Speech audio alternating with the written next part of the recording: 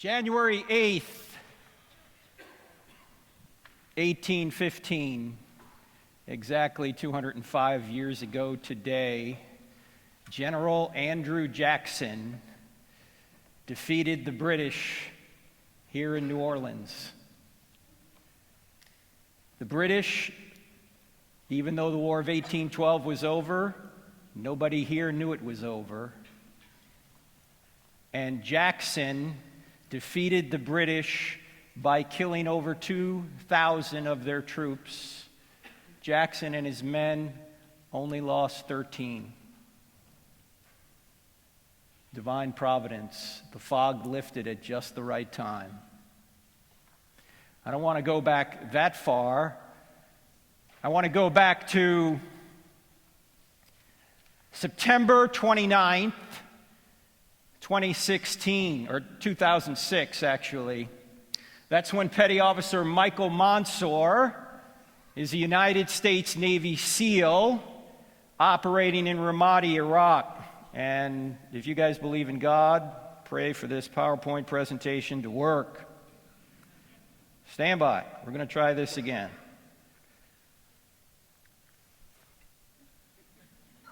There you go. See that? Look at that. See, Gary? I told you there was a God. Remember that tomorrow night. September 29, 2006, Petty Officer Michael Monsoor is operating in Ramadi, Iraq. He's a United States Navy SEAL, and he's standing on a roof in Ramadi. He has two Navy SEAL colleagues with him. They're in the sniper-prone position lying on the roof. Monsoor is standing on the roof in front of a doorway to this roof. They've already taken AK-47 fire and a rocket-propelled grenade, but they're not exactly sure where the enemy is. Insurgents have blocked off the streets in Ramadi, and there's someone on the loudspeaker in the town mosque yelling, "Kill the Americans!" As Monsoor and his colleagues are looking for the next attack, an insurgent from an unknown location throws a grenade up on the roof. It hits Monsoor in the chest and it falls to his feet. Due to the length of the throw, there's no opportunity to pick it up and throw it back. He has only a split second to make a decision. Monsoor can leap through the doorway behind him and save himself, but if he does, his two teammates lying on the roof will surely die. Monsoor yells, "Grenade!" But instead of jumping backward to save himself, he jumps forward, chest first, onto the grenade. It detonates. 30 minutes later, 25-year-old Michael Monsoor is dead. His two Navy SEAL colleagues receive only minor injuries because Monsoor's body muffled the blast. One of them said at Monsoor's funeral, "Mikey looked death in the face that day and said, 'You will not take my friends, I will go in their stead.'" I've never seen a United States president cry until April of 2008. That's when President George W. Bush called Monsoor's parents into the East Room to give them their son's Medal of Honor posthumously. The president couldn't even get through the citation without breaking down. Since then, Monsoor's high school in Garden Grove, California, built a new stadium. They named it Michael Monsoor Memorial Stadium. The golden trident that the SEALs wear dominates the 50-yard line. 1 year ago this month, January 2019, North Island, California, just outside of San Diego, the United States Navy commissioned the USS Michael Monsoor, the newest guided missile destroyer in the fleet, Zumwalt class. This is Monsoor's mother, Sally, being escorted onto the ship, named in honor of her son. Now, why did they do that? Because Michael Monsoor literally sacrificed himself to save his friends. There's no greater love than to sacrifice yourself to save your friends, said Jesus before he went to the cross. Michael Monsoor sacrificed himself to save his friends. The question is, would anyone sacrifice himself to save you? And the answer is, someone already has. His name is Jesus of Nazareth. But in our culture today, outside of these walls, fewer and fewer people believe that. They think it's an invented story. It's got miracles in it. We don't believe in miracles. Hasn't science somehow disproved miracles? And by the way, this was written down by religious people. We know religious people embellish things. They maybe made this whole thing up. It's really hard to believe, people think. Well, I actually think it's relatively easy to show that Christianity is true. You only need to answer 4 questions in the affirmative. In other words, if you investigate these 4 questions, I think you'll realize that the answer to these 4 questions is yes. And if the answer to these 4 questions is yes, then Christianity is true. What are the 4 questions? Here are the 4 questions.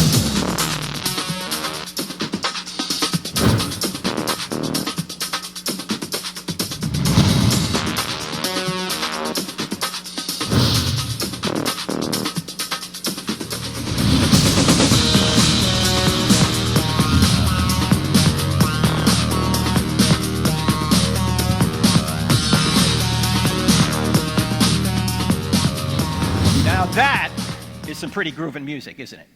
Yes, that is actually from our TV show, which is on every Wednesday nights at 9 p.m. Here would be 8 p.m. DirecTV channel 378. If you don't have DirecTV, it's on Roku. Have you guys heard of Roku? R-O-K-U. If you don't have DirecTV and you don't have Roku, it's on this new technology sweeping New Orleans right now. It's called the Internet. Have you guys heard of this? Yeah, it's actually on our website, crossexamined.org, at that time, 9 p.m. We're also on radio every Saturday morning. Somebody told me it's on here in New Orleans. It's got to be below like 92 FM. What's an AFR station here? Anyone know? No one knows. No one listens to it. Okay, that's okay. But it's podcasted, so if you can't find it on the dial, it's on iTunes, wherever you get podcasts. It's also on our app, which I'll tell you about later. And what we do is we present evidence for Christianity, and we cross-examine ideas against it. Now, why are these the 4 questions? Truth, God, miracles, and the New Testament. And this is going to serve as our outline here today and into tomorrow. In fact, today we're probably going to cover 1.5 of these points. Tomorrow morning we'll cover the rest. And why are these the 4 questions then? Does truth exist? Let's start there. Well, you hear people saying, there's no truth, you got your truth, I got my truth, all truth is relative. Look, if there's no truth, Christianity can't be true. Of course, if there's no truth, then atheism can't be true either, right? So we're going to deal with that question first. Second question, does God exist? Obviously, Christianity can't be true if there's no God, but I hope to show you tonight that not only does God exist, there are 3 excellent arguments to show that he exists. In fact, atheists are even admitting the data for one of these arguments. We'll get into that tonight and complete it tomorrow. The third question is, are miracles possible? And a lot of people don't believe in miracles today. They've never seen them. They don't seem to happen like they did in biblical times, they say. Well, I hope to show you tomorrow that not only are miracles possible, but the greatest miracle in the Bible has already occurred, and we even have atheists admitting the data for it. Then we can get to the key question, is the New Testament true? And on Thursday night, Gary's going to go into more depth on this, looking at creeds. But is the New Testament really true, particularly when it comes to the resurrection? Doesn't have to be inerrant, doesn't have to be inspired, but is it given us enough data that we can trust to say that one event in the ancient world took place, and that would be the resurrection of Jesus? Did that really occur? Because if Jesus rose from the dead, game over, Christianity's true. Of course, if Jesus didn't rise from the dead, game over, it's false. You might as well sleep in on Sunday and do what you want the rest of the week, right? I mean, if there is no resurrection, then Christianity's false, and Paul has even said that. Now, there's a lot more that we could go, well, actually, before I go on, a lot of times people will say, wait a minute, Frank, what about the Old Testament? Believe the Old Testament's true? Well, look, if the New Testament's reliable, you get the Old Testament thrown in. Why? Who's in the New Testament that can authenticate the Old Testament?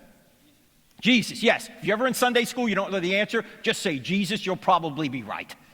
It's Jesus, Pastor. Yes, if Jesus really is God, as the New Testament documents claim he is, now that's a big if, but if he really is God, whatever God teaches is true. Jesus taught the entire Old Testament as the Word of God. So if the New Testament's just reliable, you get the Old Testament thrown in. Now there's a lot more that you can go into in the book. The book's available on the book table, as well as a 12-part DVD set that goes into this in over 7 hours. There's workbooks you can get with it, curriculum. And then there's a new book, Stealing from God, Why Atheists Need God to Make Their Case. I've noticed that when atheists are claiming there is no God, they actually have to steal aspects of reality that would only exist if God existed in order to say he doesn't exist. And tomorrow in the breakout session, we're going to talk about if there is a good God, why is there evil? And I submit to you, when atheists bring up that argument, they're actually stealing something from God in order to say he doesn't exist. So we'll look at that tomorrow. If you want this entire PowerPoint presentation in a PDF format, all you need to do is text the word evidence to 44222. Text the word evidence to 44222. I'll send you this PowerPoint presentation. We're not going to share your email address with anyone, and so you can look at it at your leisure. Now, by the way, if you do get a book or a DVD on the table after this, I want to point out that all the proceeds from the sale of the books and the DVDs will go to feed needy children. Mine. Okay? Just so you know, I got 3 sons, so I need some help. Actually, they're a little bit older now. I was in the Navy for 8 years, which, by the way, stands for Never Again Volunteer Yourself. But my sons were smarter than I was. They wanted to go in the military as well. The oldest 2 did anyway. And so they went into the Air Force. In fact, the oldest son is an intelligence officer in the Air Force. He's reading your email right now. The second son is a KC-10 pilot. You guys know what a KC-10 is? It's a big plane with the boom coming out of the back, and so he refuels other planes in flight. So what we say about our middle son, Spencer, is that every day he flies up to 30,000 feet, he sits around, and he passes gas. And he gets paid for it. This is every man's dream. If I got paid to pass gas, I'd be a multimillionaire already. The third son is not in the military, but he is out of the house. So my wife and I are now empty nesters. Yep, took us a while to get used to that. About 10 minutes. That's how long it took to change the locks. We love our kids, but they're messy. By the way, we just discovered that the middle son, who is married, his wife's pregnant. Yeah. So August. My wife and I is already ready to move to Oklahoma because that's where he is. All right? All right, so here's what we're going to do. We're going to start going through this. We're going to start right here at point 1. Does truth exist? You guys ready to go? All right, good. Whenever you start talking about truth, you always have to start with Jack Nicholson. Right? Because Tom Cruise had him on the witness stand and he said to him, "Colonel, I want the truth." And Nicholson said, No, he didn't say it that way. If he said it that way, the movie would have gone nowhere. You can't handle the truth. That's not how he said it. This is how he said it. I want the truth. You can't handle the truth. All right, let's try that again. I want the truth. You can't handle the truth. Now that felt better, didn't it? That felt a lot better, right? Well, there's a lot of people that can't handle the truth. They're saying, you got your truth, I got my truth, there is no truth, all truth is relative. Well, if you don't get anything else out of what we talked about here tonight, this is going to be the most important thinking skill we're going to talk about. And since you go to this seminary, you probably already know this, but the general public doesn't get this. And light bulbs go on when you bring this up, this thinking skill. It's so basic, too. Once you get your mind around this thinking skill, half of what you need to know to be a Christian apologist, you're already going to know. Why? Because this thinking skill will help you discover what is false, and half the battle is just exposing the false ideas in our culture, and they're everywhere. Here's the thinking skill. It's easy as shown by demonstration. If someone were to ever come up to you and say there is no truth, you should ask that person a question. What should the question be? Yeah, is that true? Is it true that there's no truth? Because if it's true that there's no truth, the claim there is no truth can't be true, but it claims to be true. Does that make sense? Can everyone see that's a self-defeating statement to say there's no truth? It's like saying I can't speak a word in English. all right? It's a self-defeating statement. And here's the thinking skill. What you need to do is turn the claim on itself. Turn the claim on itself. So if somebody says there's no truth, you turn the claim on itself and you say, is that true? Now, this is very common. There's so many of these in our culture. Let's just do a few of them. How about if somebody says, all truth is relative? If you turn the claim on itself, what are you going to say? Yeah, is that a relative truth? No, that's an absolute truth. You're claiming it's absolutely true that all truth is relative. It defeats itself. It's like saying my brother is an only child, right? It can't be true. How about if somebody says there are no absolutes?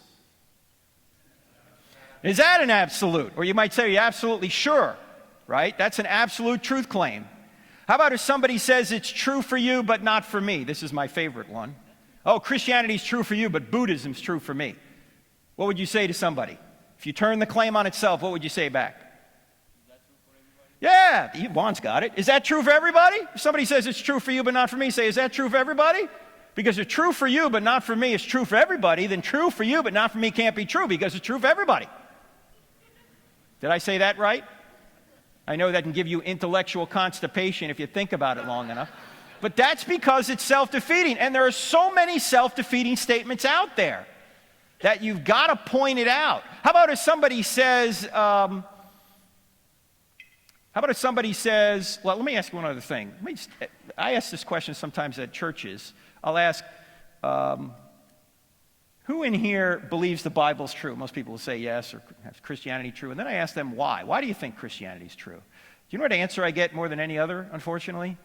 Because I have faith. Is that a good answer? Does your faith change whether or not God exists or Jesus rose from the dead? No, your faith doesn't change a thing about those things. I mean, do you have to believe something to make it true? Do you have to believe in gravity to stay on the ground? Do people who don't believe in gravity float away? Hey, look, there's another one. Hey, if you believe, you'll come back. No, that's not the way it works. You say, why is the Bible always talking about faith? Because there's two kinds of faith. This is a very important distinction. There's belief that, and then there's belief in. Belief that is getting evidence that God exists, that Jesus rose from the dead. But all the belief that in the world won't get your moral transgressions forgiven. For that, you've got to go from belief that to belief in, to trust in. And in fact, we know this in relationships, right? There's a difference between belief that and belief in. When I first met my wife 35 years ago, I got evidence that she would be a good wife, but all the evidence in the world didn't make her my wife. I had to take a step of trust in her to ask her to be my wife. And in a momentary lapse of judgment, she said yes. See, that's a difference between belief that and belief in. And most of the time when the Bible's talking about faith, it's talking about belief in. It's saying, after you know that it's true, trust in Jesus. That's a word we ought to be using, by the way, trust. Because faith makes it seem like you don't have any evidence. It really means trust. When I got on the plane this morning from Charlotte, I believed that the pilots were trained and ATC was going to get us here safely and the mechanics were good mechanics. I believed all that, but I didn't really trust in all that until I got on the plane. Right? So there's a difference between belief that and belief in. And that's a critical distinction that we need to keep in mind. Faith does not mean blind acquiescence to something. Faith means trusting in what you have good evidence to believe. Trusting in what you have good evidence to believe. How about this? You hear this a lot. You should doubt everything. Somebody says you should doubt everything. What are you going to say to them? Should I doubt that? I mean, why are skeptics skeptical of everything but skepticism? You ever notice that? They think skepticism's true.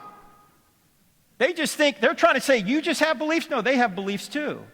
And they think those beliefs are true. In fact, Greg Koukl, have you had Greg Koukl here? Greg Koukl talks about this all the time. He says, before I have my first cup of coffee in the morning, I'm an atheist. After I have my first cup, I'm a Jehovah's Witness. By the time I have my second cup, I'm back to being a Christian. Why? Because he's changing, the evidence isn't changing. In fact, sometimes people will email me or I'll see them out on the college campus and they'll say, you know, Frank, I was a former Christian and now I'm an atheist. I lost my faith. And I almost want to say to them, so? Because your psychology changed? Are you telling me that God no longer exists? How does that follow? Your psychology will not tell you whether Christianity is true or false. The evidence will. Don't concentrate on your psychology, concentrate on the evidence, because the evidence is what will tell you whether it's true or not. So, a lot of times you just got to point out that when they're saying that they don't, or they think Christianity is not true, or their psychology has changed, say, don't concentrate on your psychology, concentrate on the evidence, because if you concentrate on the evidence, I think it'll lead you to the point that you'll see that Christianity is indeed true, and then you can start doubting your doubts. Because if you can start doubting your doubts, then you're back to knowing something for sure. Have you guys ever thought about doubting your doubts? I doubt it. How about this? You hear this a lot. There's no truth in anything but science. You've probably heard that. What do you say to somebody who says there's no truth in anything but science? Turn the claim on itself. What would you say to somebody like that?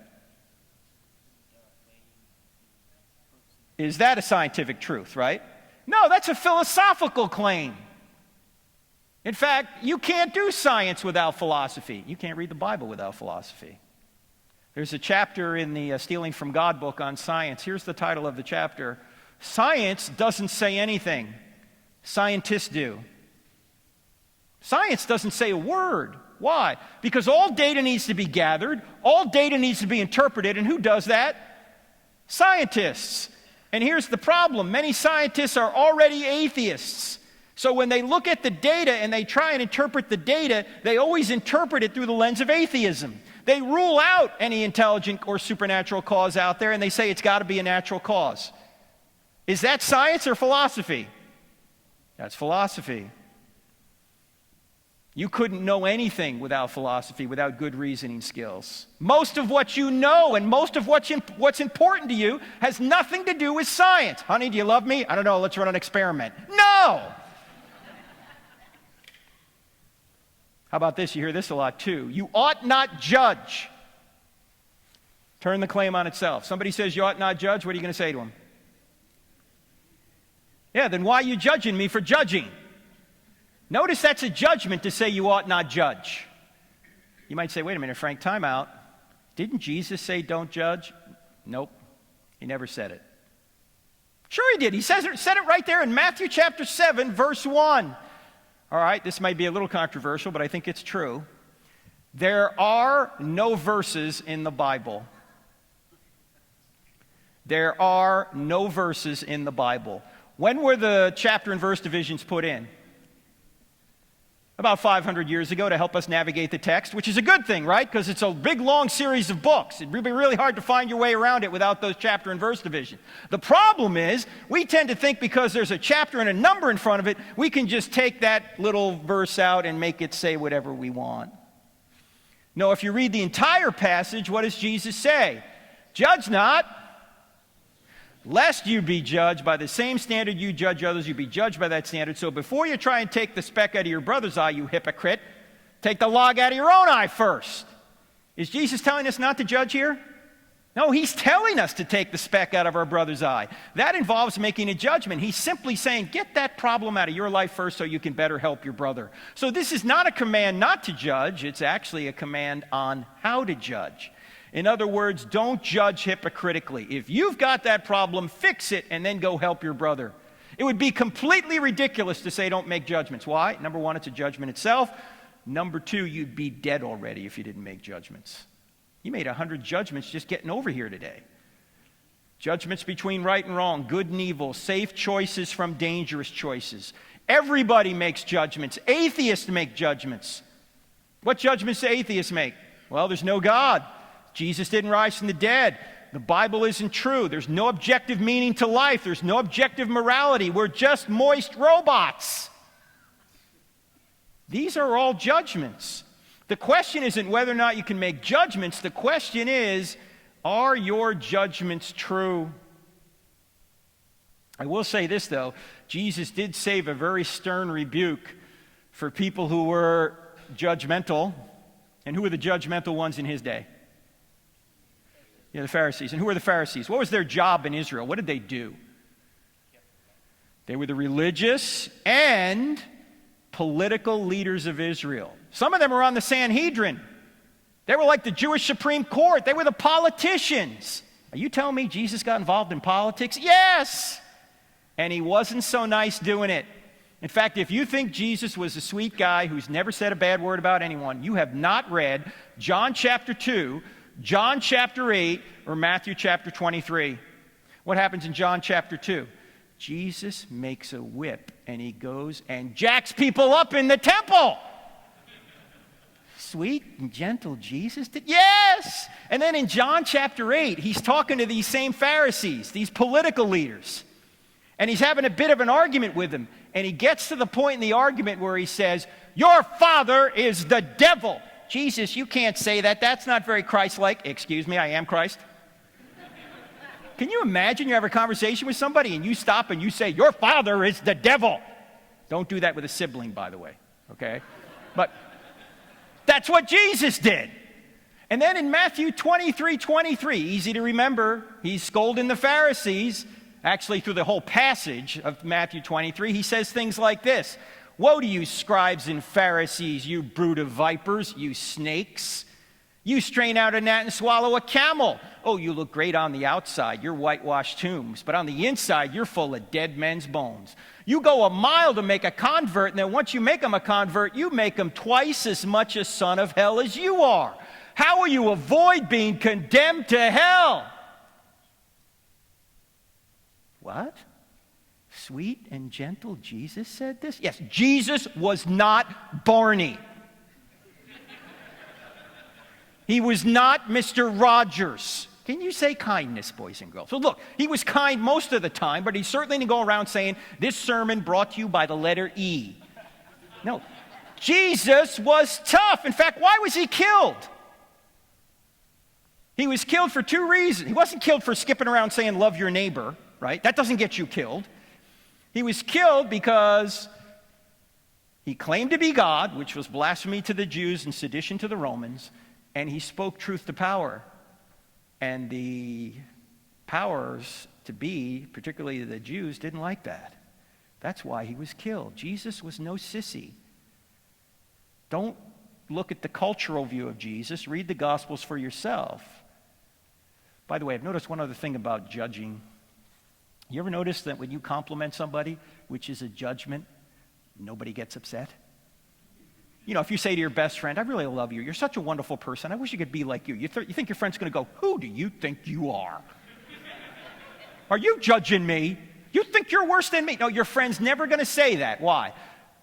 Because people don't really have a problem with judging. They just have a problem with judgments they don't like.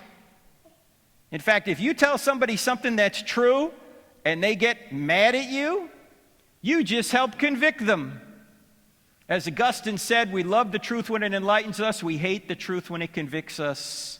For you military people in here, you always get more flack when you're over the target. If you tell somebody something the truth and they're shooting back at you, you're over the target. They don't want their evil deeds exposed. As Jesus said, men love darkness rather than light.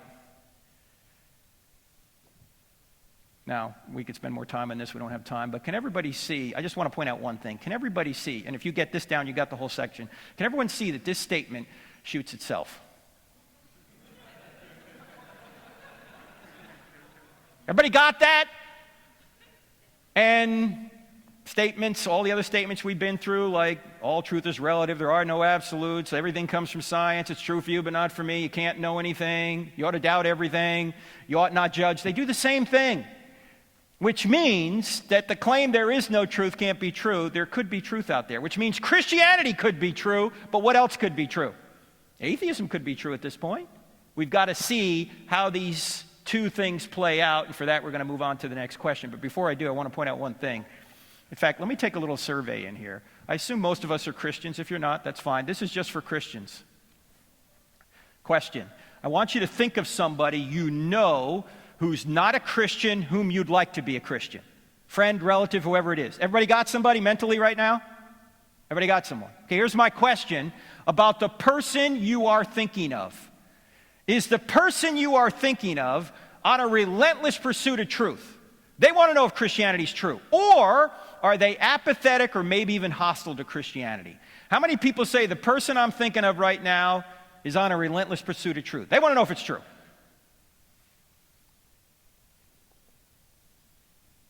Five and a half hands. How many people say the person I'm thinking of is on a relentless pursuit, is apathetic or hostile? Yeah, look around the room. You guys actually had more say that they were on a relentless pursuit of truth than I've ever had. Normally it's 1 or 0 to 100.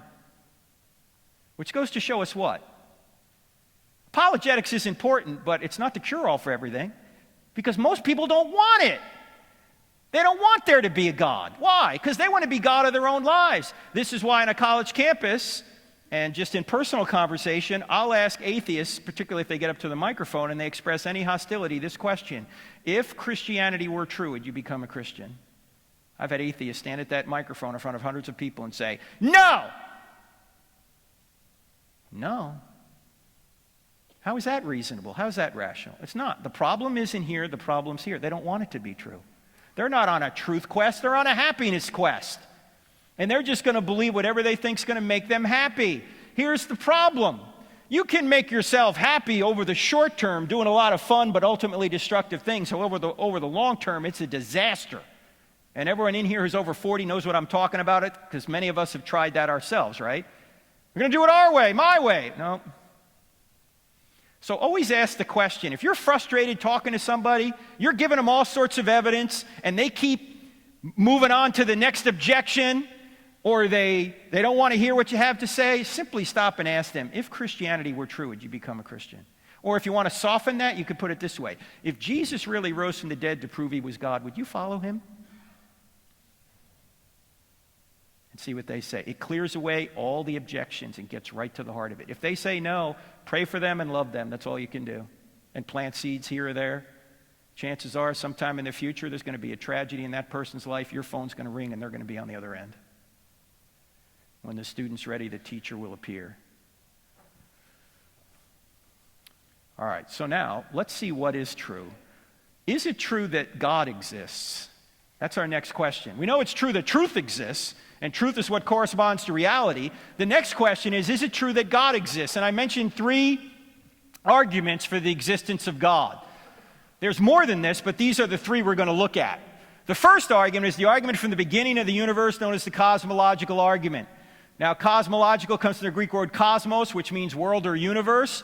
It says if the universe had a beginning, it must have had a beginner. The second argument is the argument from design, known as the teleological argument. And telos is a Greek word meaning design or purpose. And it says if there's design in the universe and design in you, life, then there must be a designer. Now, these 2 arguments have some scientific evidence behind them. We'll see a little bit of that. The third argument doesn't have any science behind it. It's more philosophical in nature, yet it's probably the most relevant argument today. And it's the argument you've all known since you were a very small child. And it's the argument from morality known as the moral argument. And it says if there's one thing morally wrong out there, just one, objectively morally wrong, like it's wrong to torture babies for fun, then there has to be a God. Or it's wrong to murder 6 million people in a Holocaust, then there has to be a God. Why? Because if there is no standard beyond humanity, everything is just a matter of opinion. That's just your opinion against a baby torturer's opinion. That's just your opinion against Hitler's opinion.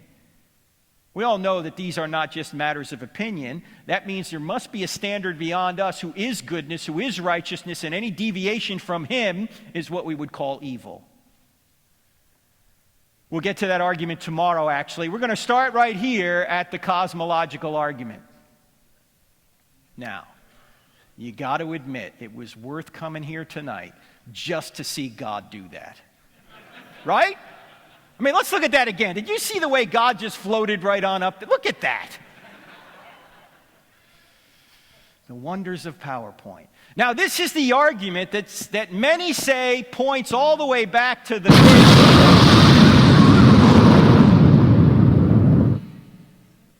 Now, I know there's some people in here saying, Frank, I don't believe in the Big Bang. You guys don't believe in the Big Bang? I believe in the Big Bang. I just know who banged it.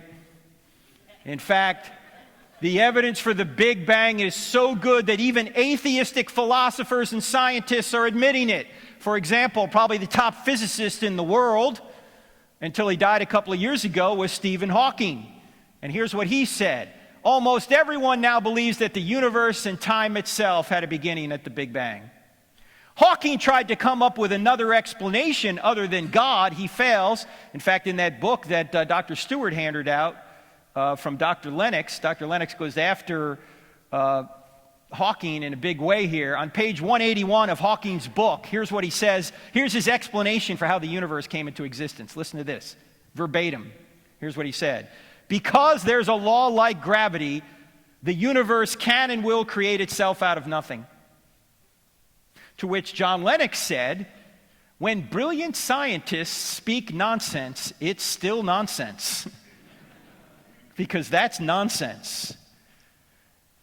And it wasn't just Hawking who said these things. This is Alexander Vilenkin, agnostic scientist, who was a friend of Stephen Hawking. And in 2006, after looking at all the evidence for the beginning of the universe, here's what he wrote.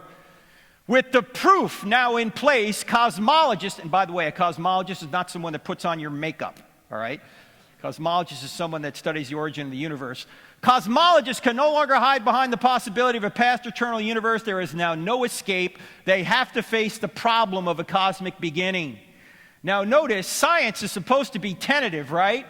But Vilenkin thinks the evidence is so strong, he's calling it a proof. And he says it's a problem. Why is it a problem? Because if space, matter, and time had a beginning, then space, matter, and time, something in space, matter, and time couldn't have caused it. It must be something that transcends space, matter, and time. Now, personally, Vilenkin does not think this points to theism. And William Lane Craig, as you know, has had some interactions with Vilenkin. But I'm agreeing with Craig on this. If space, matter, and time had a beginning, what else could have caused it? In fact, what you're saying, what is the evidence that's having these and other scientists admitting space, matter, and time had a beginning? We're not going to look at the evidence. Why? Number one, we don't have time. Number two, it's all in the book, chapter 3.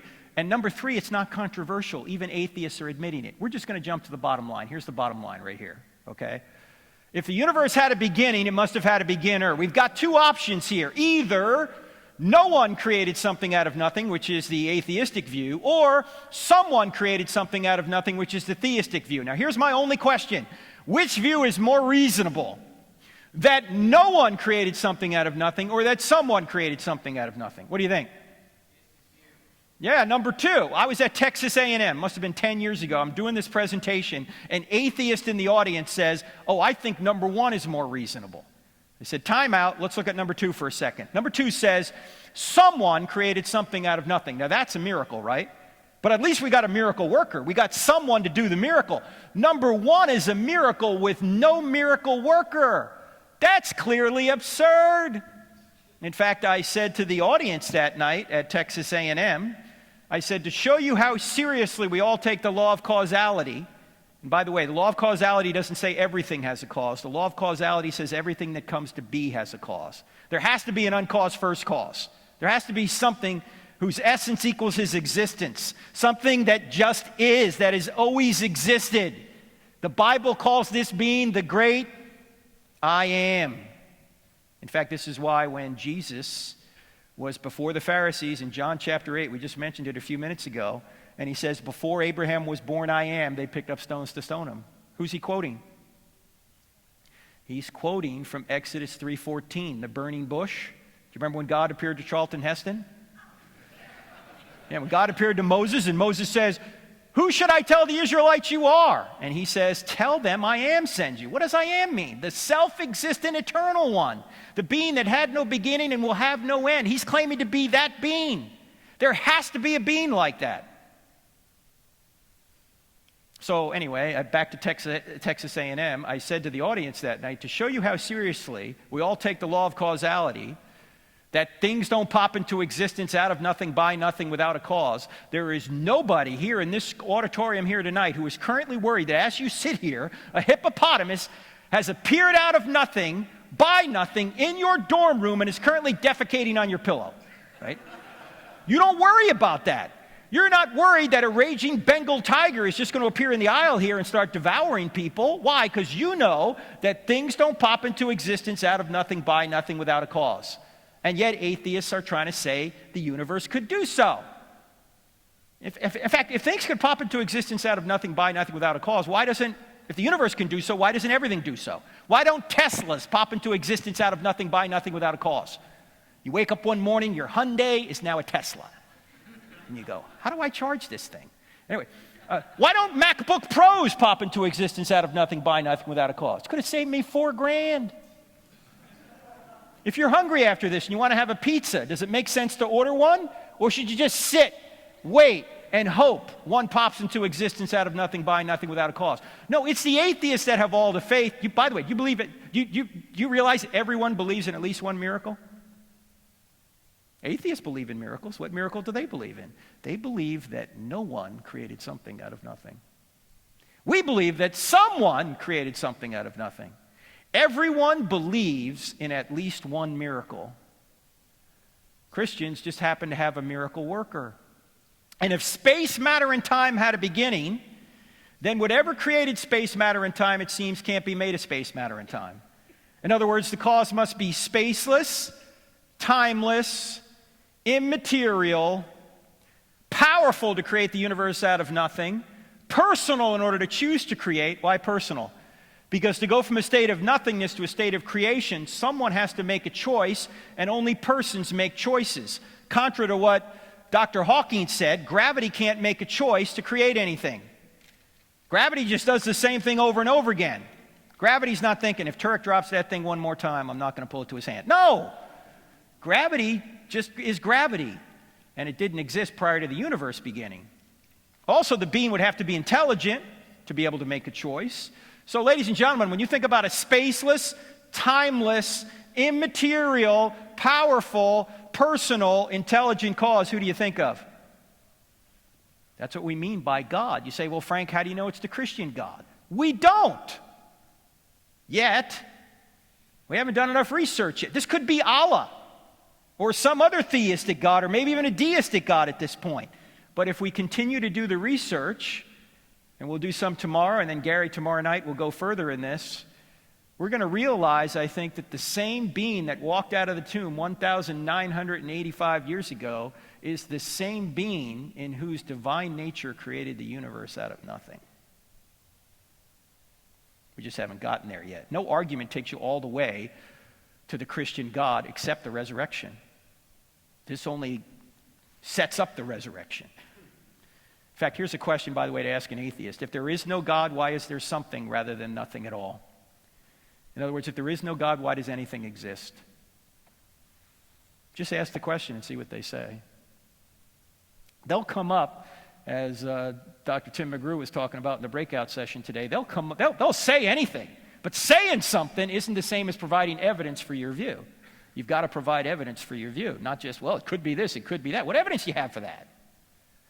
Now, you might be saying, Frank, I think you're kind of straw man in this. There's nobody out there who's saying that, the universe came from nothing, by nothing. No, there are people out there like Lawrence Krauss. How many have heard of Lawrence Krauss? You guys know who Lawrence Krauss is? He is a physicist from Arizona State University. And 6 or 7 years ago, he wrote a book called A Universe from Nothing. And he's not just an atheist, he's an anti-theist, meaning it's not just that he doesn't believe in God, he doesn't want there to be a God. In fact, he says we celebrate there's no God. Anyway, his book, despite the fact it was endorsed by Richard Dawkins, after it came out, even atheists criticized it. In fact, there was an atheist a quantum physicist from Columbia University. It was David Albert, who wrote this scathing review in the New York Times about Krauss's view, where he says actually in the article, and this guy's an atheist, he said, Krauss's view is wrong and his fundamentalist opponents, meaning Christians, are absolutely right. That his nothing, that Krauss says is nothing, isn't really nothing, it's something. A quantum vacuum is not nothing, it's something. I respond to Krauss as well in the book, Stealing from God, but the guy who responded to him best, in my view, is Stephen Colbert. Stephen Colbert had him on his show back when he was on the Comedy Channel, Comedy Central. And I want to show you this exchange. Colbert is brilliant in this exchange with Krauss. And you can see this on YouTube. Just look at the exchange they have. Watch this very closely. It's only about 5 minutes long. All right, here we go. Okay, doctor. Sweep away thousands of years of mystery and awe at creation that let the greatest minds in civilizations all over the world to lead to one point, a single divine loving creator. Destroy it. Why is there something instead of nothing? It's really easy because nothing's unstable. And in fact, there's no evidence for any deity. Everything we know about the laws of physics, which are remarkable and have changed everything about the way we think about the universe, what nothing is and what something is. This table here is mostly empty space. This table cost me $500. Well, you tell me I got ripped off?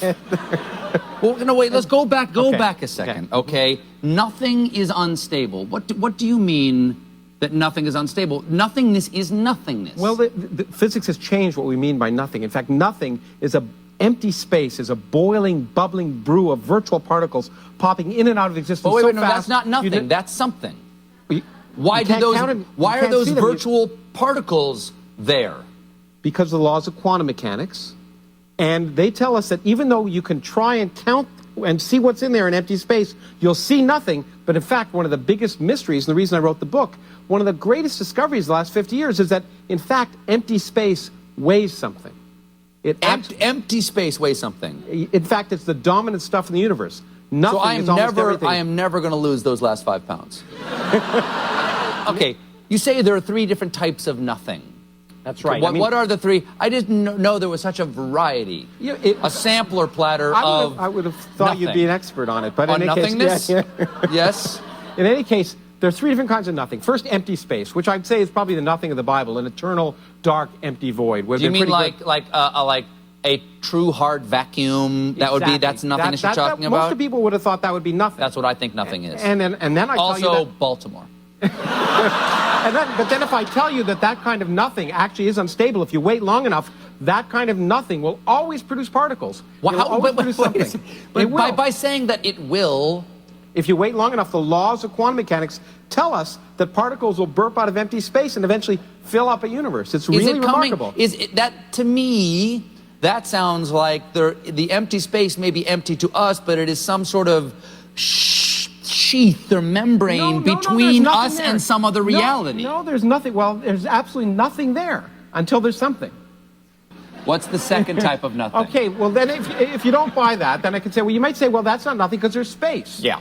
Well, it turns out if you apply quantum mechanics to gravity, then in fact space itself becomes dynamical, and universes, spaces themselves and time can pop into existence where there was none before. So in some theoretical end space, before the moment of creation, there can be no time and no space and no energy?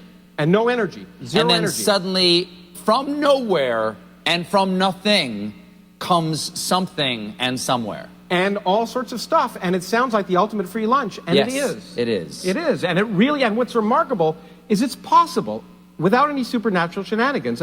But listen, stop with that. Why? Why is what you're doing, whatever this is? Because obviously, because I am not in the priesthood, I can't understand the scrawls on the blackboards you people down at where are you? Well, that's why I wrote the book, so you could. Where are you? You're Arizona State. Arizona State. Okay, you priests of theoretical physics, you can explain to each other what you mean with your language of math, and I have to take that on faith. No, in fact, you should be skeptical. I am. And in fact, you should. I know. And that's why you should. That's why I tried to provide the arguments in the book. But I will never read it. So why other people should? You should buy it. Buying it is important. Buying it's good. Okay. But why does what you're saying have to be an attack on my God? It doesn't have to be an attack. But that's all you've done. You've attacked my God for the last 6 minutes. No. You have. All I've said is you don't need him. That's an attack. No. Of course, we are here to love God and the serve universe, God. as we understand it, we've changed our minds about the universe. We've learned that the universe is more remarkable than anything we ever thought before. And in fact, changing your mind and in fact being wrong is wonderful. You should try it sometime. It's really amazing. It means that the fact that the universe is more remarkable than the fairy tales that were talked about by Bronze Age literate peasants before we knew the Earth orbited the Sun. You're not attacking at all, but go ahead. No, but I mean, but Leslie, we so should you celebrate. say, so We you should believe there's no celebrate. God? I don't even use the word believe. The point is there is no God. There's no need for God. Is to there make the universe- God? Is there God? It's what would you unlikely. say? There's no evidence for God. Okay, There's no evidence for God. So but let me ask something. If there is no God, okay, if there is no thing called God, if he is nothing, can't something come from him?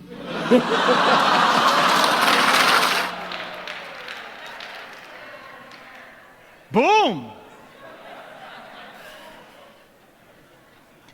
Mic drop, yeah. Notice that Krauss says that space, matter, and time can come into existence as long as you start with space, matter, and time. Well, duh. We already know that, Lawrence. Secondly, he says this, there's no evidence for God. Now, what could you say to somebody who says there's no evidence for God? There is so. You could say that, right? Or you could say, what kind of evidence would you consider evidence? But I think what you ought to ask, even before you get to that, is ask this question. Why is there evidence for anything? Why is there evidence for anything? Why is this a rational universe where our minds, our 3-pound brains, can ascertain truth about the real world and draw real conclusions, true, valid conclusions about the world? Why can we reliably rely on cause and effect? Because this universe was put together and is sustained by a mind. It certainly can't be explained by just blind natural forces. And if you wanted to say, well, there are forces out there, you could ask the atheist, where do these forces come from? Why are they so consistent? Why are they so precise? And why do they continue to do what they do? Think about this. Why is this a rational universe? Because it's designed and sustained by a mind. And our minds are made in the image of the great mind, as Philip Johnson said many years ago, who just passed away a couple of months ago. Also, you can ask, why is there evidence for anything? And you might ask someone like this, why do you celebrate there's no God? Who was it that said, I don't know who it was, maybe Gary, you know, somebody said that, how do we show a Christianity that people should want it to be true? I don't know who said that. Pascal said that, thank you. And if Christianity is properly understood, people should want it to be true. But many people don't want it to be true. Why would you celebrate it's not true? So you get to do whatever you want, regardless of the consequences? That's why I always ask people, if it were true, would you believe it? All right, let's do one more, the teleological argument. And then we'll go to Q&A. Actually, hopefully we'll have time. What time do we have to end by, Bob? Can I do Q&A in like 10 to 12 minutes from now? Or should I do Q&A now? Is that okay? All right. Well, let's do the teleological argument. And we said there's two aspects to the teleological argument. The universe appears designed, and so does life. But we're just going to look at the universe right now. And for those of you who were in the breakout session this morning or this afternoon, this will be a little bit of review. Scientists have discovered in recent decades that the universe is precisely fine-tuned. That if you were to change any one of a number of factors, just virtually imperceptibly, there'd either be no universe or certainly no universe that could support life. And there are scores of these constants, these laws of nature, these values that we use in equations, that if you were to change any one of them virtually imperceptibly, there'd be no universe or one that couldn't support life. And we'll just look at a couple of them. And we'll start again with an atheist, Stephen Hawking, who put it this way. He said if the expansion rate of the universe was different by 1 part in 1,000 million million, a second after the Big Bang, the universe would have collapsed back on itself or never developed galaxies. In other words, if the expansion rate at the beginning was any different than what it was, we wouldn't even be here. Now, you can't make any sort of evolutionary explanation for this. Why? Because the expansion rate did not evolve to a particular value. It started there. Seems to me the same being that created space, time, and matter is the same being that made the expansion rate be precisely what it needed to be for life to exist here on Earth and for our universe to even come into existence. If the gravitational force were altered by more than 1 in 10 to the 40th power, we wouldn't exist. What's 1 in 10 to the 40th power? That's 1 part in 1 with 40 zeros following it. You say, Frank, I can't get my head around that number. Neither can I, so let me give you an illustration. Take a tape measure and stretch it across the entire known universe. That's a long way. You can't get that tape measure at Lowe's, all right? Set the gravitational force at a particular inch mark on that tape measure. I realize gravity's not measured in inches. This just gives you a scale idea in your mind. If the strength of gravity were different by 1 inch in either direction, across the scale as wide as the entire known universe, we wouldn't be here. Now, I don't have enough faith to believe that that value just landed there by chance. And by the way, when scientists use the word chance, what does that mean? Does chance cause things? Who caused this? Chance. He was just here. No. Chance is not a cause. Chance is a word we use to describe mathematical possibilities. When scientists use the word chance, you know what they really are saying? We don't know. Chance is a word that we use to cover our ignorance. Look, there's only two possible explanations here. Either that value was designed or it wasn't. What do you think's more reasonable? It was designed. Now, we could talk about many more constants if we wanted to, but let's just take a look at our solar system, because the solar system appears to be designed with us in mind as well. In fact, let's take a look at it right here. Where are we in the solar system? There we are, a third rock from the sun. If we were just a little bit closer to, or a little bit further away from the sun, we couldn't survive. A little bit closer to, we'd burn up. A little bit further away, we'd freeze. We are what scientists call the Goldilocks zone. It's not too hot, it's not too cold, it is... That's a lie. It's too hot here in the summer. The axial tilt, 23.5 degrees. Change that slightly, we don't exist. Earth rotation, 24 hours. Change that slightly, we don't exist. The size and distance of the moon from us, change that slightly, we don't exist. If Jupiter was not in its current orbit, we couldn't exist right here. Why? What does Jupiter do for us? It's a cosmic vacuum cleaner. Its gravitational force is so strong that it attracts most of the meteors and space junk to it rather than us. In fact, if you take a close-up look at Jupiter, you see these purple marks here? They are comet fragment strikes that are bigger than the Earth. Thank God for Jupiter. Because if Jupiter wasn't there, we wouldn't be here. The same thing is true with Saturn, by the way.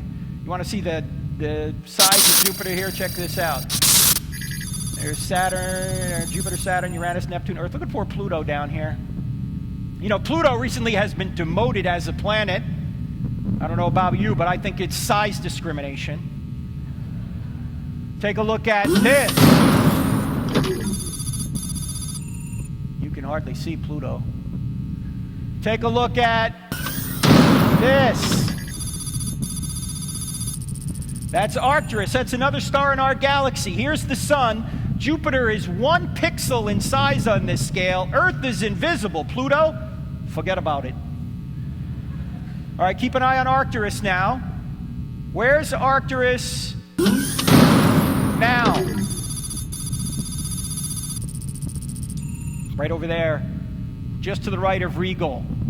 That's Antares. That's another star in our galaxy. These are all stars in our galaxy. The sun is 1 pixel in size on this scale. Jupiter is invisible. Earth, Pluto, forget about them. In fact, if the Earth was the size of a golf ball, Betelgeuse here... Look, I don't name the stars, all right? If the earth was the size of a golf ball, Beetlejuice would be 5 or 6 Empire State Buildings high. The heavens are awesome. And that's just in our galaxy. And the average distance between stars in our galaxy is 30 trillion miles. All that distance is necessary for us to exist here on Earth. Now, how far is 30 trillion miles? Far. Take you at least 2 tanks of gas in a Toyota Prius to go 30 trillion miles. About 20 years ago, my wife and I took our 3 sons to the Desert Museum outside of Tucson, Arizona. It's on the other side of the mountain from Tucson. So if you go over there at night, it's really dark, and you can see thousands of stars in the sky on a clear night. So we're out there this one night, and the guide says, wow, it's so clear tonight that if we look up at 9:03, we will see the space shuttle in orbit. I said, oh, come on, we're not going to see the space shuttle. It's only 120 feet long. It's 350 miles up. We're not going to see it. Oh, me of little faith. At 9:03, the guide goes, look! And we look up in the sky. There's an object streaking across the sky relative to us about like this. When it got right about here, it disappeared. I don't know whether Scotty beamed it up or what. Actually, what happened was, despite the fact that we were in total darkness, the space shuttle was so high up that the sun was still reflecting off of it. And when it got out of the range of the sun, we couldn't see it anymore. Now, when the space shuttle was in orbit, the space shuttle was traveling at about 18,000 miles an hour. That's 5 miles per second. Got trouble getting to school in the morning? Take the space shuttle! 5 miles a second. Think about how fast that is. Well, I did a little calculation to try and figure out how long would it take us if we could get in the space shuttle and go from our star, the sun, to another star in our galaxy, an average distance away, 30 trillion miles. In other words, how long would it take us to go 30 trillion miles if we could go 5 miles per second? How long? A long time. Math majors in here. Yeah. It would take us 201,450 years. That means if you got in the space shuttle at the time of Christ and started traveling from our star, the sun, to another star in our galaxy, an average distance away, you've been going 5 miles a second for 2,000 years, you'd be less than 1/100th of the way there right now. And we're going to explore space. No, we're not. We're not going anywhere in space. We can hardly get out of our solar system. It took us 9 years to get to Pluto. Forget about it. There's no way we're going to get anywhere else out there. In fact, it's just too far and it's too dangerous. Well, let's say somehow we figure out space travel and actually, what I'm about to show you now is a little bit disturbing, but I'm going to show it to you anyway. Imagine we do get to another solar system somewhere. We plant our flag, and then this happens.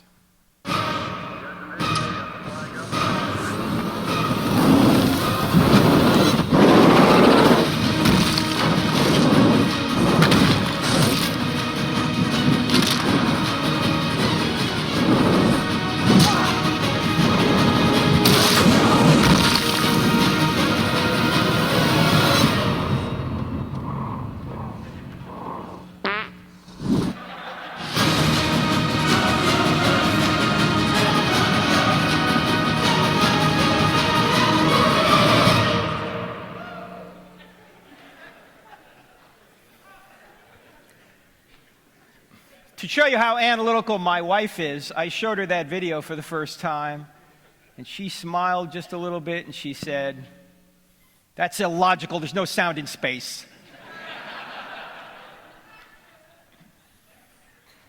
Now, how many stars are out there? The Hubble Space Telescope has opened our eyes to what's out there. And about 15 years ago, they trained the Hubble Space Telescope on 1/24 millionth of the sky. What's 1/24 millionth of the sky? Go outside tonight, put a piece of rice on your finger, hold it up. That piece of rice approximates 1/24 millionth of the sky. What did they find? This is called Hubble Ultra Deep Field, so you can search it on Google. What did they find when they trained the camera on that 1/24 millionth of the sky? What I'm going to show you is a video. Actually, it's not a video. It's a bunch of pictures put together. There's no audio. It's just video. And what you're going to see when this thing comes up, I don't know if you can see this in here. It's a little light in here. Thomas will turn down the lights a little bit. But this is a mountain range right here. This is the southern sky. When this video starts, you're going to see the constellations come up, and then Hubble is going to zoom in on 1/24 millionth of the sky, and you're going to see what Hubble found. You ready? No audio. Here we go. There are the constellations.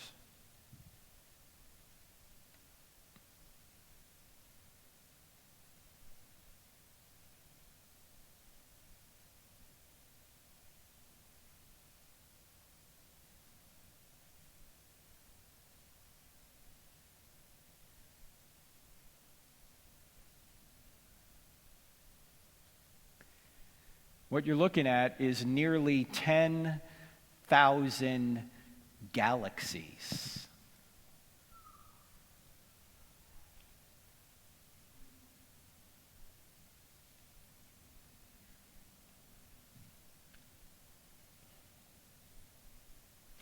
February 1st, 2003, President George W. Bush went into the East Room of the White House. They turned the TV camera on. It was Saturday afternoon.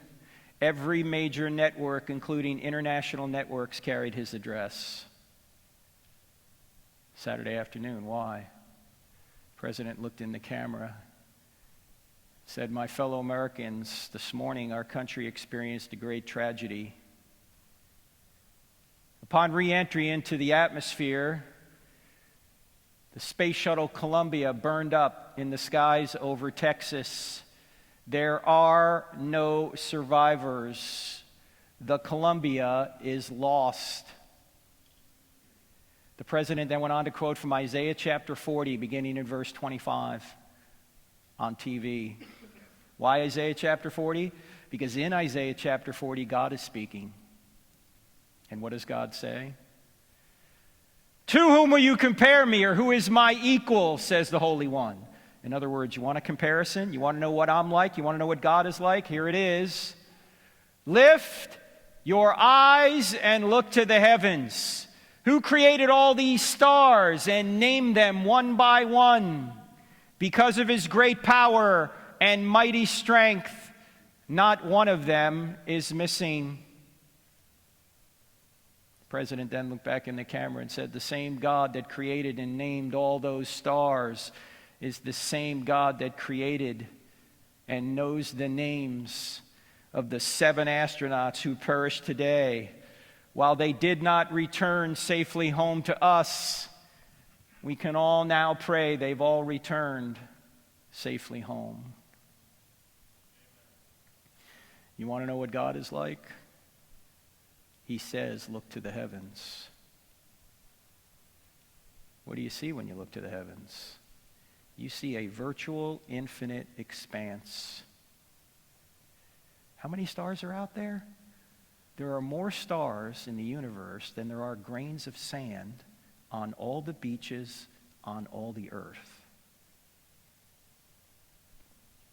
Psalm 103, verse 11 says, "God's love to those that fear him exceeds the height of the heavens above the earth." How high are the heavens above the earth? Stars in excess of grains of sand on all the beaches on all the earth. It'll take you over 200,000 years at 5 miles a second between those stars. It's infinite. That's the point. Now, since this being created and sustains the universe and created and sustains you, is it possible that this being has a reason for the difficulty you might be going through in your life right now, even if you don't know what that difficulty is? That's why he says to Job, "Just trust me." This is the being we worship, ladies and gentlemen, and this being, that's only one aspect of the teleological argument. Because as amazing as the universe is, it's not as amazing as you are. Because the universe isn't made in the image of God, but you are.